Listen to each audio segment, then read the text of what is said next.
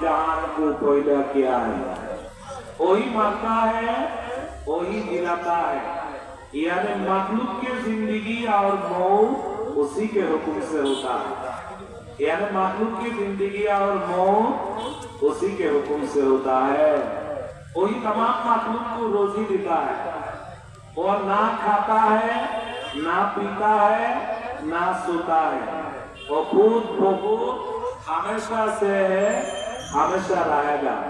उसको किसी ने पैदा नहीं किया, ना उसका माँ बाप है, ना बेटा है, ना बेटी है, ना बीवी है, ना किसी से रिश्ता नाता।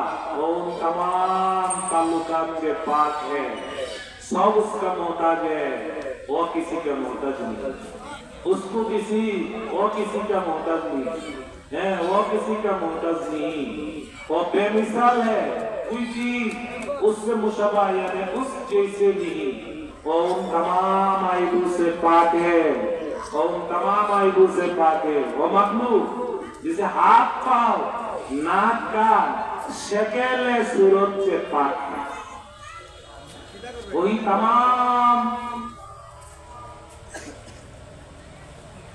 मखलूक, वही तमाम दुनिया को पालने के लिए और फरिश्ता से सारे दुनिया का अंजाम देता है। और मखलूक के वही तमाम मखलूक को अंजाम देने के लिए फरिश्ता को पैदा करके कहा अच्छे बात बताओ और अच्छे काम करो और चास काम करो, ये भी कहा। अल्लाह ताला एक है। तो अल्लाह ताला बड़ोकिल के भाई, बड़ोकिल के बड़ोकिल হলেন আল্লাহ, বড়কিল হলো আল্লাহ। রাসূল করিম সাল্লাল্লাহু আলাইহি ওয়াসাল্লামকে আল্লাহ পাক 2,23,000 পয়গম্বরের সিনার ভিতরে যত ইলম দিবেন, তত ইলম তার চেয়ে বেশি ইলম দেওয়ার জন্য আল্লাহ তাকে 51 বছর বয়সে আরশে নিয়েছিলেন। সুবহানাল্লাহ, জোরে বলুন। 2,23,000 পয়গম্বরের সিনার ভিতরে যে জ্ঞান দিয়েছিলেন, তার থেকে বেশি দেওয়ার জন্য আল্লাহ তাকে আরশে আজিমে তার বাড়িতে নিয়েছিলেন এবং দিয়েছেন। এবং কি করেছেন? দিয়েছেন। সুবহানাল্লাহ, মনে রাখতে হবে কথাগুলো। 2,23,000 পয়গম্বরের সিনার ভিতরে যত এলেন, এত এলেন আমাদের নবীকে দিছে, তার চেয়ে বেশি দিছে। তাইলে ওই লোকে, ওই বিশ্ব মহামানবকে ইহুদিরা কাফেররা বললেন, আপনি কি সত্য নবী বলেন? আচ্ছা বলেন তো রূহ সম্পর্কে আপনি কি জানেন? পৃথিবীটা পূর্ব থেকে পশ্চিম, পশ্চিম থেকে পূর্ব প্রান্ত পর্যন্ত ভ্রমণ করেছে একজন বাদশা, তিনি কে? তার সম্পর্কে কি জানেন আপনি? ওই বাদশার নাম কি আপনি বলেন তো দেখি। এই কথাটা বলে আবার বলছে আল্লাহু আকবার। এই প্রশ্নগুলা করছেন, রূহ কি জিনিস? বাদশা, ওই বাদশাকে যে গোটা পৃথিবীটা মাসিক থেকে মাগরিব, মাগরিব থেকে মাসিক পর্যন্ত এই পৃথিবীটা ঘুরলেন, তিনি কে? এই প্রশ্নগুলা করলেন। হুজুর সাল্লাল্লাহু আলাইহি ওয়াসাল্লাম বললেন, আর একটা প্রশ্ন করেছিলেন। আল্লাহু আকবার। তিনি বলেন, আমি আগামী কাল তোমাদের কাছে বলবো। আর আপনারা ইন্টারনেটে কি পান, যখন কোনো কাজ ভবিষ্যতে করবেন তখন বলবেন ইনশাআল্লাহ। কেউ কোনো হাদিয়া উপঢৌকন দিলে আপনারা বলবেন জাযাকাল্লাহ। আপনি যখন বড় কিছু ভালো পাবেন বা আপনার স্বামী বাজার থেকে আনছে, আপনি বলবেন মাশাআল্লাহ। এই ইসলাম শিক্ষা দেয়। আপনি কাউকে দেখা হলে লোকটা যদি কানে কম না শুনে হাত উঠানোর দরকার নাই, আপনি বলবেন আসসালামু আলাইকুম ওয়া রাহমাতুল্লাহ। যদি কানে কম শুনে তাকে হাত উঠাইবেন। মনে রাখতে হবে সালামের মধ্যে হাত উঠাতে নাই। কাকে? যে লোকটা কানে কম শুনে তাকে হাত উঠাইবেন। যে লোকটা বাকবিজ্ঞ শুনে না তাকে হাত উঠাইবেন। মোহতারাম নাজরীন, এইভাবে আপনি নিয়ম কানুন, আপনি ডান পাও দিয়ে মসজিদে ঢুকবেন, ইসলাম বলে বাম পাও দিয়ে বের হোক। ইসলাম বলে টয়লেটে আগে ডান পাও দেও না বাম পাও দেও? বাম পাও দেও। বের হওয়ার সময় টয়লেট থেকে দুনিয়া উত্তম, সেখানে আগে ডান পাও দিয়ে বের হোক। এই হলো ইসলামের রীতিনীতি। হুজুর সাল্লাল্লাহু আলাইহি ওয়াসাল্লাম আরেকটা পায়ে একটু আঘাত পাওয়ার কারণে, যে লোকটা পৃথিবী আল্লাহর পরে যার রাজত্ব, আল্লাহর পরে যার মর্যাদা, সেই লোক তাহাজ্জুদ পড়তে পারে না সে আঘাতের কারণে 3 দিন অথবা 5 দিন অথবা 2 দিন। তখন তার চাচা আবু লাহাবের স্ত্রী বলতেছে,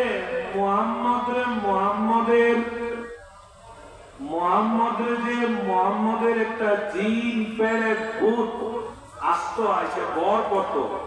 সে বর করার কারণে গোটা রাত সে দাঁড়ায় কি যে করতো তার প্রভুর নামে। আমাদের প্রভু গুলোতে তো দেখা যায়, তার প্রভুরে তো দেখা যায়। সে কি করতো? সময় নষ্ট করতো, বাজে কাজ করে। এই ভূতে, এই শয়তানে মনে ওনাকে ছেড়ে দিছে। প্রশ্ন যে করলেন, গোটা পৃথিবীটা ভ্রমণ করে সেই বাদশার নাম কি, সে ব্যাপারে আপনি কি জানেন? 7 যুবক যে শিরক করবে মনে করে এই যে মাটির গুহায় ঘুমিয়ে আছিলেন, কত বছর? 350 বছর।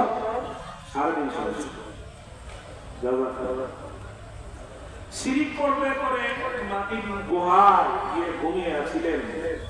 এই ব্যাপারে আপনি কি জানেন? রাসূল সাল্লাল্লাহু আলাইহি ওয়াসাল্লাম বলেছিলেন, আমি আগামীকাল বলবো। উনি ইনশাআল্লাহ বলে নাই, আগামীকাল বলবো। যে লোকটা এত জ্ঞানের অধিকারী, উনি বলতেছেন আগামীকাল বলবো। বা আগামীকাল আর জিবরাইল যে আসতো, তিনি তো আসে নাই, পরের দিনও আসে নাই, 15 দিন পর্যন্ত জিবরাইল না আসা। কেউ বলে 40 দিন পর্যন্ত জিবরাইল না আসা। তো তারা বলতে শুরু করছে, মুহাম্মদের সঙ্গে কি করে যে বর করছিল এটা কোনো ছেড়ে দিছে, সে এখন ভালো হয়ে গেছে। আল্লাহ বলে, ওয়াদুহা ওয়াল লাইলি ইযা সাজা,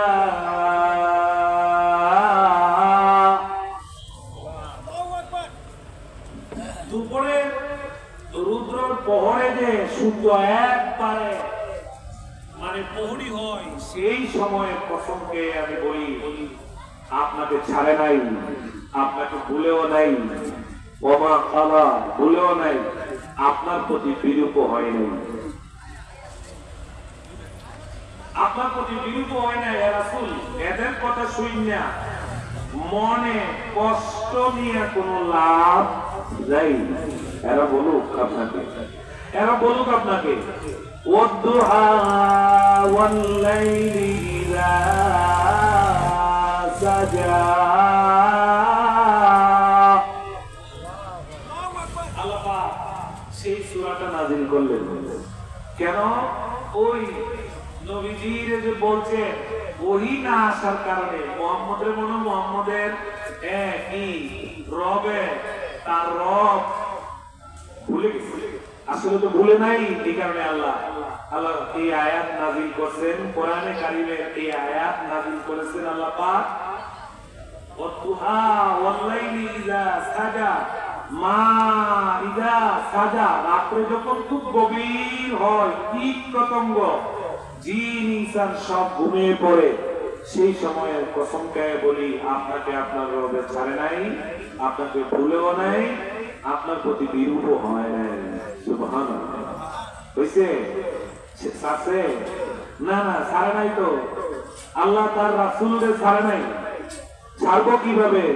আল্লাহ পাক তো ইয়েতিম থেকে তিলে ওনাকে, যার বাবাও নাই জন্মের পূর্বেই শেষ, যার মাও নাই 6 মাসে, অথবা আল্লাহু আকবার, যার দাদাও নাই, যার ফুপুও নাই, যিনি এরকম অসহায় বিশ্ববিখ্যাত এতিম, আল্লাহ পাক বললেন ওই রাত্রে নিজুম সময়ের কসম খায়া বলি, আপনাকে আমি আল্লাহ ছাড়ি নাই, ভুলিও নাই, আপনার প্রতি বিরূপ হয় নাই, আপনার প্রতি রাগও হয় নাই। অতএব আপনি মনে কষ্ট নিয়া লাভ নাই। ওয়ালাল আখিরাতু খায়রুল লাকা মিনাল উলা, ইহকাল থেকে পরকাল ভালো। এর বিশ্লেষণ কি?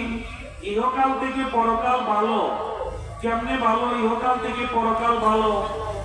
মরে গেছে লোকটা, আজকে দিঘিপাড় পশ্চিমপাড়া জামে মসজিদে এলান হচ্ছে, ইমু জনাব ইমু দুনিয়াতে নাই, তার জানাজা করার সময় একটাই মাত্র কথা, আর কোন কথা না। থাকলে অনেক বেজাল, কারেন্টে লাগতে পারতো, পাঁচ গির্জায় অ্যাক্সিডেন্ট হতে পারতো, তারপরে স্ট্রোক করতে পারতো, অনেক বেজাল। কিন্তু একটাই কথা, মরে গেছে, শেষ, ঠিক না? তো মোহতারাম নাজরীন, যে কথাটা বলতেছিলাম যে এই আখিরাত ভালো কেন বললেন? ওয়ালাল আখিরাতু খায়রুল লাকা মিনাল উলা, এই কথাটা কোন সময় বলছিলেন? আমাদের নবী যখন একটা জানাজা থেকে আসার পরে ওনার প্রচুর মাথা ব্যথা হচ্ছিল, উনি এসে বালিশ না পায়া হযরত আয়েশা তার প্রিয়তমা ঘরে তার বুকের উপরে ধাক্কা দিয়ে শুয়ে গেছে, আর ডান হাত দিয়ে খালি মাথাটা দেখাইতেছে, আয়েশারি আমার মাথা ব্যথা, আয়েশারি আমার মাথা ব্যথা। ডান হাত দিয়ে খালি মাথাটা দেখা, আমার মাথা ব্যথা, আমার মাথা ব্যথা, আমার মাথা ব্যথা, এইভাবে মাথাটা খালি দেখাইতেছে, আয়েশারি আমার মাথা ব্যথা। তো আমি কি করতে পারি? আল্লাহ নবী বললেন, আয়েশারে আমার মাথার মধ্যে পানি দেব, পানি দেব। পানির এক নাম জীবন, পানির এক নাম কি ভাই? জীবন। দুনিয়ার সব শুষ্ক হয়, তো জমজম কুয়ার পানি কোনদিন কি হয় না, শুকায় না। সুবহানাল্লাহ। আল্লাহ ওয়ালাল আখিরাতু খায়রুল লাকা মিনাল উলা,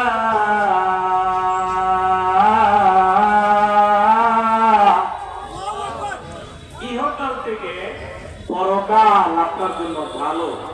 পরকাল ভালো মানি, পরকাল ভালো মানি ওই বুকের মেঝে যে মাথা দিয়ে শুয়ে রয়েছে, রাসূল সাল্লাল্লাহু আলাইহি ওয়াসাল্লাম বলতেছেন, আল্লাহু আকবার, এই দুনিয়া শেষবারের মতো, দুনিয়া থেকে বিদায় হইবে বেশি সময় নয় রাসূল, এই সময় মাথা ব্যথা, জানাজা থেকে আসছে, মাথা ব্যথা, মাথা ব্যথা, মাথা ব্যথা।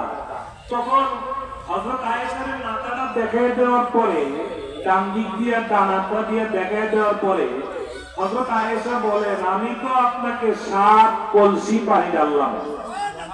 কয় কলসি? 7 কলসি পানি ঢাললাম। মাথা ব্যথা তো কমে নাই, মাথা ব্যথা তো কমে নাই। তখন হযরত আয়েশা রাদিয়াল্লাহু তাআলা আনহাকে আল্লাহর নবী বলছিলেন, আয়েশা রে, সূরাতুস শিফা তথা আসাসুল কোরআন তথা আসাসুল কোরআন পড়ে আমারে পড়ো। হুজুর বলছিলেন, এই কথা বলার পরে আয়েশা বলছিলেন, নবী গো, আসাসুল কোরআন কি জিনিস, কোন সূরা? তখন রাসূল বলছিলেন, আসাসুল কোরআন মানে সূরা ফাতিহা।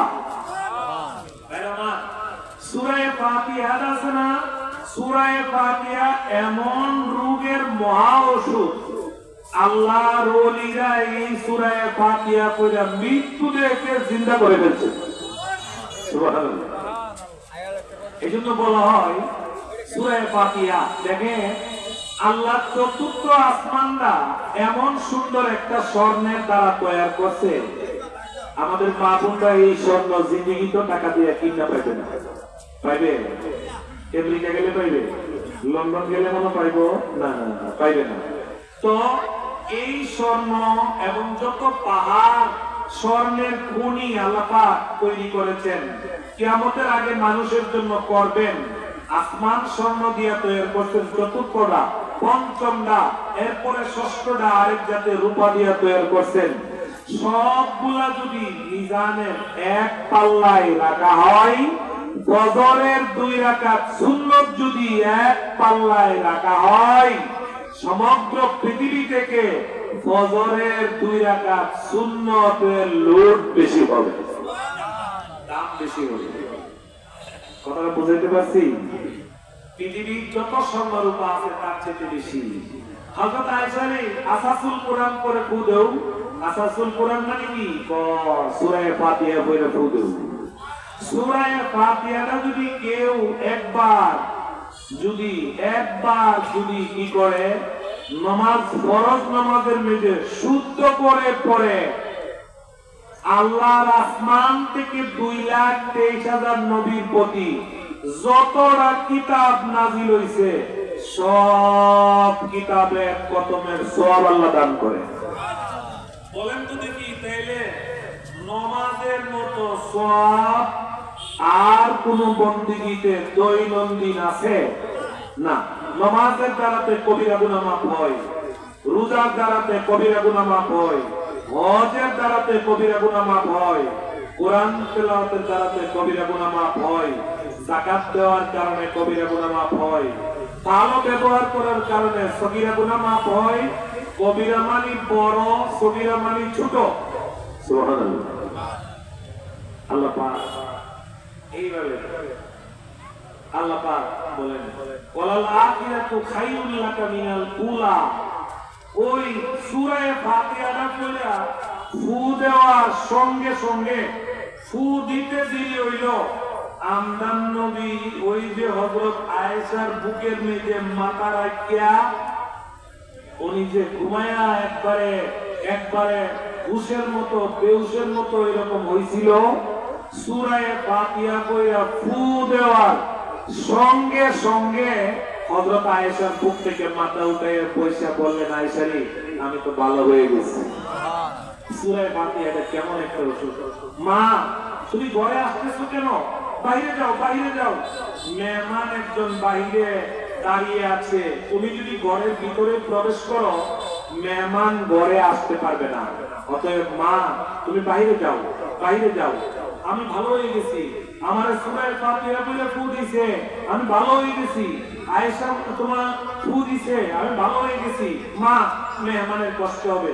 এমনই মেহমান আজরাইল আয়া কো, আসসালামু আলাইকুম ইয়া রাসূলুল্লাহ। মেহমান কারা চিনছেন নি? কেডা? আজরাইল। মেহমান কে? আজরাইল।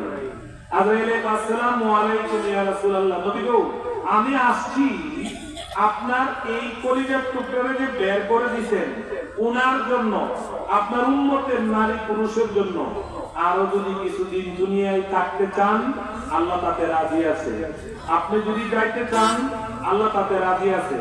আপনি যদি থাকতে চান আল্লাহ রাজি আছে। যাইতে চাইলে জান্নাত থেকে একটা সবুজ রুমাল নিয়ে আসছি।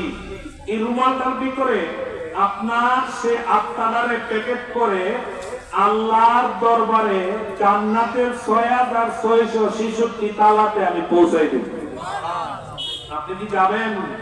নাকি আপনার কলিজার টুকরা এবং মেয়ের জন্য এবং আপনার উম্মত, এই উম্মতের জন্য, যে উম্মতের কথা নবীজি আজও মানুষে বলে, এই না পথে যাইতেন তিনি মসজিদে উম্মতি উম্মতি বলে কান্দিতে, কান্দনা কান্দনা বিল্লাল কান্দনা, এই দুনিয়া আমার দেখা পাইবা পাইবা পাইবা বিল্লাল তুমি আমাকে, আমার দেখা পাইবা তুমি। আসো আসো বিল্লাল জিয়ারত করো মদিনা, অন্তর তোমার শান্তি পাবে দুনিয়া। আসো বিল্লাল জিয়ারত করো মদিনা, স্বপ্নে যুগে দেখা হবে তুমি। আল্লাহু আকবার। স্বপ্নে যুগে আপনার কাছে আখলাক থাকলে কি আখলাক? মাথায় 3 তরিকার 1 তরিকায় চুল রাখা, টুপি রাখা, দাড়ি লম্বা রাখা, মুখ ছোট রাখা, নামাজের আগে মিসওয়াক রাখা। এই পুঁথির উপরে 5টা নবীর সুন্নাত কইলাম।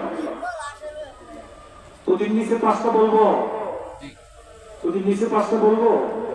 তাইলে এই যে দাইমি একটা সুন্নাত, এই সুন্নাত গুলা যখন রাখবেন, মিসওয়াকের 70টা উপকারের একটা উপকার হচ্ছে মরণে মুখের দুর্গন্ধ দূর হবে। তাহলে এখন যারা সিগারেট খা, এখন সিগারেট যারা খা, আমার নবীজি বলছে আমার উম্মতের পানির ব্যবস্থা যদি থাকতো আর যদি কষ্ট না হইতো, তাইলে আমি আমার উম্মতকে বললাম নামাজের দাঁড়ানোর আগে মিসওয়াক করো। ফেরেশতা দুর্গন্ধ সহ্য করতে পারবে না, এই কাজ করো। আমার উম্মতের পানির ব্যবস্থা নাই, থাকলেও ফালানের ব্যবস্থা নাই, কষ্ট হবে। এই জন্য বলছি নামাজের আগে মিসওয়াক রাখো। মিসওয়াকের এত গুরুত্ব কেন দিলেন? দুর্গন্ধ দূর হওয়ার জন্য। যারা 5 মিনিট আগে, আমি নিজে দেখি অনেক সময় উজুখানার মধ্যে উজু করতে যায় সিগারেটের পিছনটা ফালাইয়া তারপর উজু করে মসজিদে ঢুকে। আমার কাছে খুব ভয় লাগে। এই দুর্গন্ধ তো অবশ্যই তার কাছে লাগে, লাগে না? অবশ্যই সেদিকে অনুভব করে। কিন্তু মানুষের এমন থাকলো, বলছে পাহাড়ের জায়গা থেকে অন্য জায়গায় গেলে বিশ্বাস করো একটা অসত্য লোক তাৎক্ষণিক ভালো হয়ে গেছে, এই কথাটা বিশ্বাস করো। মানুষের অভ্যাস এত খারাপ, এত খারাপ, এত কিছু জানার পরও বলছে কি দুর্গন্ধ দূর হইব। আরেকটা বলছে কি মরণের সময় এই মিসওয়াক করার কারণে জবান দিয়া বের হইব লা ইলাহা ইল্লাল্লাহ, বলেন ইল্লাল্লাহু মুহাম্মাদুর রাসূলুল্লাহ। এর থেকে বড় উপকার আপনি আর কি চান? এখন মিসওয়াকের এত গুরুত্ব দিছে, এখন যারা সিগারেট খা 5 মিনিট আগে, নামাজের 10 মিনিট আগে, এটা একটা এত খারাপ অভ্যাস। এই অভ্যাসটা পরিত্যাগ করেন। যে কাজটা, যে খাওয়াটা একমাত্র টয়লেটে গিয়েই খাওয়া যায়, পৃথিবীর মধ্যে একমাত্র সিগারেট। আর যে দোয়া জাহান্নামে হবে, এই দোয়া সিগারেটের মধ্যে যে আগুন জাহান্নামে আছে, সে আগুন আপনি মুখ দিয়ে টানেন। আপনি নামাজের মধ্যে আপনি মেহরবানি করে আপনি হজ করে আইছেন, রাস্তা দিয়ে হাঁটে আর সিগারেট টানেন। আপনার হজের কথা কি একটু মনে হয় না যে হজের দ্বারা আল্লাহ কবিরা গুনাহ মাফ করে? আল্লাহ বলেন ওয়ালাল আখিরাতু খায়রুল লাকা মিনাল উলা।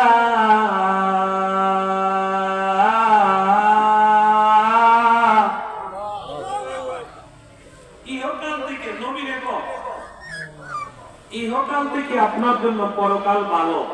আয়েশা রে, আমার তো মাথা ব্যথা ভালো হয়ে গেছে। আজরাইল আলাইহিস আসসালামু আলাইকুম ইয়া রাসূলুল্লাহ।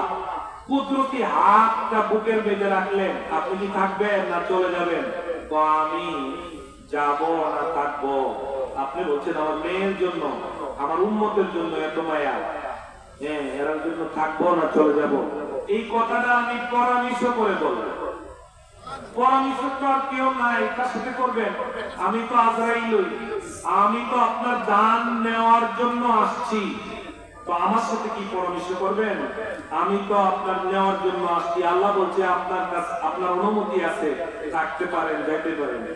ডান দিকে চাইছে, বাম দিকে চাইছে, চাওয়ার পরে দেখে কেউ নাই, পরামর্শ কেমনে করবো?